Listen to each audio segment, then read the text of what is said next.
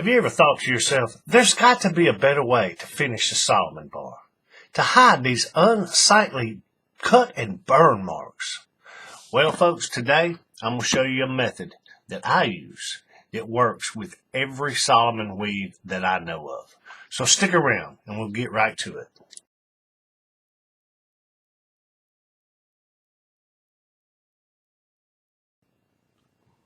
Greetings, everyone. Steve, Paracords of Kindness. How are you doing today? Hopefully your weaving has been happy. Okay, first off, I'll show you these two. I'm kind of proud of these two. Wide dragon's tongue, but I've come back with a piece of 275, and I've basically stitched down the spine of both of them. And this, obviously is a reversed matching set. Wine of indignation and cup of wrath. Okay, with that said, what I got for you today, this come up the other day. This is going to be a tip, trick, insight type thing. This come up in one of the paracording groups on Facebook that I'm in. And somebody posted a picture and they said, how did they say it? They said something to the effect of, first time I've tried this new weave, I learned something new. What do you guys think? And one of the comments said something about, they said, I suggest perhaps trying to tuck the burnt edges around the back so they're not seen. And I agree. That would fall into the neat category, right? As I always say, neat, clean, and tight. Neat. That would be in the neat category. And I know we watch a lot of these videos, and I know when I first started doing this, not only I wanted to see the overs and the unders and how they did all that, I wanted to see how they ended their bracelet, right? Now, when I'm trying to learn something new and I watch one of these videos, I watch it just to see how they do theirs. That doesn't mean that necessarily that I'm going to do it that way. I just want to see how they do it. Maybe there's something there that I've never thought of. But I'm going to show you today how I end a basic Solomon bracelet.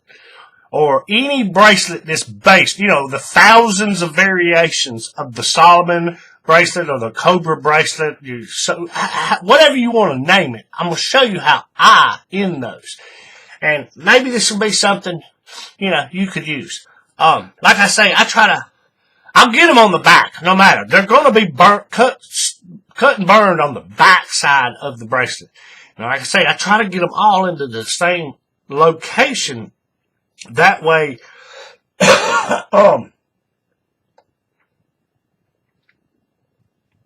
you'll have one little piece right there, right? Okay, now, with that said, I'm going to show you this. Hopefully, you'll be able to see this. Now, this is what is this? This is a caged Solomon, right? But it still has the basic Solomon bar inside there. And I'm going to show you what I do. I'm going to show you something. Hopefully, you will be able to see this, because again, this is dark colors. I like the dark colors, and I got my customers like the dark colors. So, that equates to, it's hard to be seen on camera sometimes. Okay, I'm going to zoom this in, and we can see right here, your basic Solomon bar, and you got the accent pieces added in. Now, I'm not going to worry about those today. I'm just going to use this as an example for the Solomon part, right? The base of the bracelet, the Solomon. Okay, well, check it out. We see this, right? Okay, on this side right here, our lead strand, when it comes out, it's angling downward. We see how it's naturally angling downward toward the back side of the bracelet. So if you cut and burn it right there, it's not going to be seen when you look at the front of the bracelet. Now, if you look at it from the side, you'll see it. And if you flip it around the back, you'll definitely see it. But you won't see it from the front. You want it hidden. Now, the problem is this one over here, the secondary cord, it's facing up. So if you cut and burn it right there, there's going to be a big glob of plastic on the front side of your bracelet. And it's just not neat or clean, right? So what I have done, this is what I do. I will take this right here, and I will wrap it back around. I'm going to show you this. Wrap it back around to the back.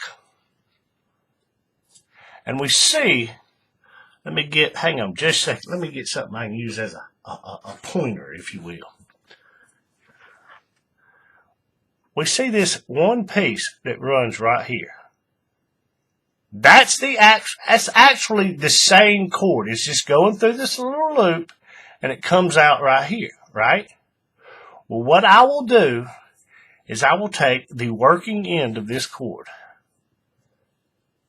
which is right there, and I will back weave it or tuck it up under that piece, up under itself, basically. Just tuck it up under there, right? And normally you can do this without a lacing needle or a fid or any, or whatever. It's pretty easy to do. Now, to get it tight and to get it to look right, you might need something. And I'll show you how I do. Okay, so just so you understand, I'll show you one more time. This cord, it runs through here, it comes through this loop, and then that's actually it coming out. But we're going to take the end of it and we're going to tuck it back up under itself. And, one of the easiest ways to do this is hemostats. Hemostats. If you don't have a set of hemostats, I would suggest getting a set of hemostats. And me personally, I prefer the curved ones. Now, I've got a set of straight ones and curved ones, matching set off Amazon for, I forget, $12 US, something like that, somewhere around in there. You can find them. They're on there. Okay? But what I'll do is I'll come over here and, you can just kind of tuck it up and get it through there. And then take this end and just kind of pinch it and pull it through. That's all you do. That's all you do. Sorry, I'm getting off frame. I got zoomed in so much I can't keep it in frame, all right? Okay, now here's where the difficult part comes in. You can't simply pull this cord and have it tighten up this little piece right here that you've just loosened up. So what you have to do is turn it on its side and pull it from here, pull it through. And I have a set of jeweler's round nose pliers. Most used tool in my arsenal. They're conical shaped, they have no teeth, and the point is blunted. So they're less likely to poke and or snag the cord. But what I'll do, if we can see this, let me zoom out just a little bit. Hopefully we can get a little bit better light on this. Okay, so again, the cord's running here. It goes through this loop, it comes back around, and then it goes right back up under itself. So what we're trying to do is tighten this piece up here. But you got to do it from right here where it comes out of this loop. So what I'll do is I'll take these pliers and I'll get them right there up under that loop and roll them this way and pinch that thing and pull it like this and work it, holding it. Now, trying to show you this on camera and actually do it is it's not the easiest thing. But roll that, and as you roll it, it acts as a pulley, a winch. And you can pull that. And what it's doing is it's tightening up that piece right there on the back. Once you kind of get it tight, then once you get it tight right here, then you come back and you grab this piece that the one we just tucked up under, and we pull it tight. And it takes out all that slack we just created, right? And what you end up with, now remember, this is the back of the bracelet. And what you end up with is both of your cords, both the lead and the secondary strand, right next to each other on the back side of the bracelet. Now we flip it over and we see, now granted, because I've pulled that thing so tight, this little knot here is a little bit smaller than the other ones, but it still it maintains the actual pattern of the bracelet. And now the cut and burns can't be seen because they're on this back side. or the, whatever. And when you do this, I'll say this, I'm not going to do this because I got to finish this whole bracelet, but I imagine you get the idea. But I'm going to show you this too. The way I do this, let me turn this so you can see it. I will cut these right here. I'll cut them and I'll begin to burn them right here. And when I go to actually smooth them out, I use the end of my knotter's tool. That's what I use. But when I get it molten and melty, I will start right here and roll it that way toward the back side of the bracelet. That way all that molten, liquidy plastic stuff is pushed toward the back of the bracelet. As opposed to doing it from this side and rolling it this way, then it might spill over this edge of this thing and be seen. And a big hard lip sticks out. And we don't want that. That's not neat, clean, or tight. But you just do them right there. Cut them right there. When you burn them, and then when you go to flatten them out, roll them toward the back side of the bracelet and smooth it out that way. And then you just have one little cut and burn spot right there that is almost unnoticeable from the front of the bracelet. Makes sense? But hopefully that will help. If you didn't know that, or if you got your own method, no problem. Go with it.